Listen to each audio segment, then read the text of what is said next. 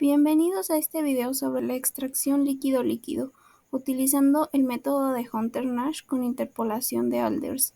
Este método es fundamental en bioseparaciones y en la industria química para separar componentes de una mezcla. En este caso resolveremos un problema típico utilizando este enfoque. Para comenzar vamos a dar una pequeña introducción de lo que es la extracción líquido-líquido. Esta consiste en la separación de los constituyentes de una disolución líquida por contacto con otro líquido invisible, que disuelve preferentemente a uno de los constituyentes de la disolución original, dando lugar a la aparición de dos capas líquidas invisibles de diferentes densidades. La disolución a tratar se denomina alimentación, recibiendo el nombre de disolvente el líquido que se pone en contacto con ella. Después del contacto entre la alimentación y el disolvente se obtienen dos fases líquidas, denominadas extracto, que es la más rica en disolvente, y refinado, que es la más pobre en disolvente.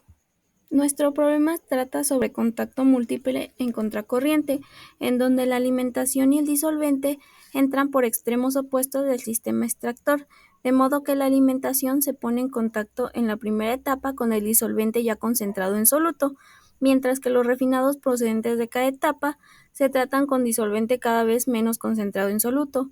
De esta manera, el refinado se va empobreciendo en soluto desde la primera hasta la última etapa, mientras que el extracto se va concentrando en soluto desde la última hasta la primera etapa, con lo cual la cantidad de disolvente a emplear se hace menor que en el método de extracción de corriente directa.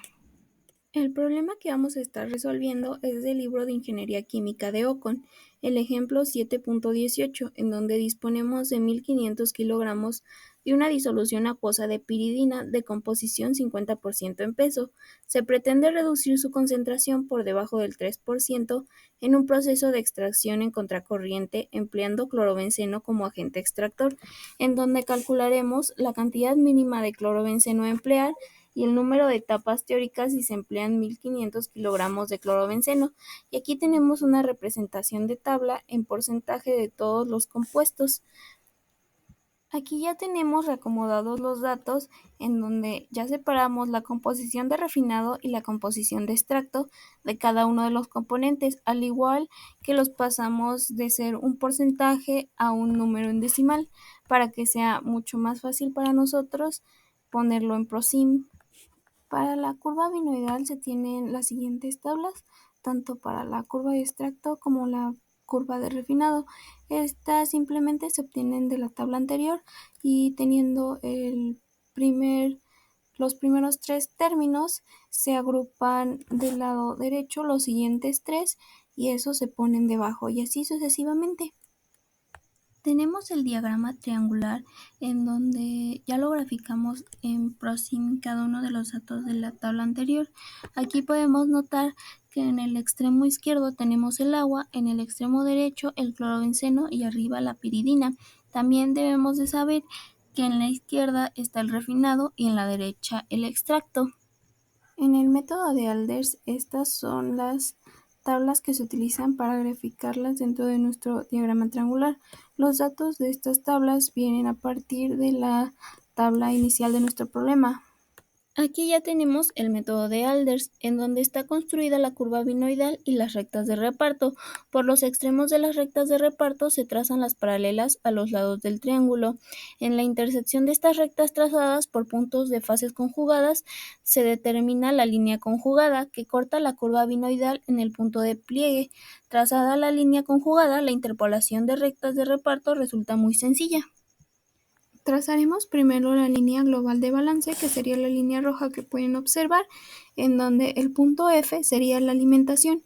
Para esto sus componentes serían de 0.5 para piridina y 0.5 para agua, en el que no habría clorobenceno, y se traza hasta que el clorobenceno sea 1 en su totalidad y los otros dos componentes sean de 0. Y para el primer punto de R mínima sería el punto en el que se toca por primera vez la línea de refinado y pues con ello lo obtenemos. Aquí ya utilizaremos el método de Alders para trazar una línea recta hasta la línea conjugada y otra línea recta hasta la curva de extracto. Con ello obtendremos el extracto mínimo. A partir del punto de extracto mínimo, trazamos una línea hasta Rn, que como el problema nos dice, tendría que ser del 3% para piridina, por lo tanto sería de 0.03. Esta línea nos da una intersección con la línea global de balance, en la que obtendremos la X mínima para piridina, que en este caso sería de 0.283, sustituyendo en la ecuación de balance global, en donde tenemos que la del disolvente mínimo sería igual a la alimentación multiplicando la diferencia de la X en alimentación menos la X en la masa total sobre la X en la masa total, pero en este caso sería la X mínima. Por lo tanto, sustituyendo cada uno de los términos, tendríamos que el disolvente mínimo sería de 1150.1766 kilogramos. Para empezar con la parte B, que sería el número de etapas teóricas, primero obtendremos la XM, que se obtiene a partir de la ecuación de balance, y pues como podremos notar ahí la ecuación nos da de 0.25. Esta la ubicaremos en un punto que atraviese la línea global de balance para piridina de 0.25, que es el punto que podemos obtener de XM. Con ello trazaremos una línea recta que pase por Rn, XM y atraviese la curva de extracto. El punto donde la atraviesa es el punto de extracto número 1. A partir de los puntos obtenidos que se representan en el diagrama triangular, nos indica que las rectas que unen a F, que sería la alimentación, con E1 y Rn con B, que es el clorobenceno, tienden a un punto en común P, el cual se conoce como punto de operación, que serían las rectas amarillas hasta llegar al punto P. Ahora, a partir del punto E1 y utilizando las líneas del método de Alders, trazamos líneas rectas hasta llegar a la curva de refinado, en donde obtendremos el punto de R1. Trazando la recta de reparto que pasa por E1 y se localiza R1, teniendo así el extracto y refinado de la primera etapa, para después trazar la recta de operación de P y R1, como lo podemos ver, pudiendo así localizar E2, en donde se intersecte esta línea con la curva de extracto.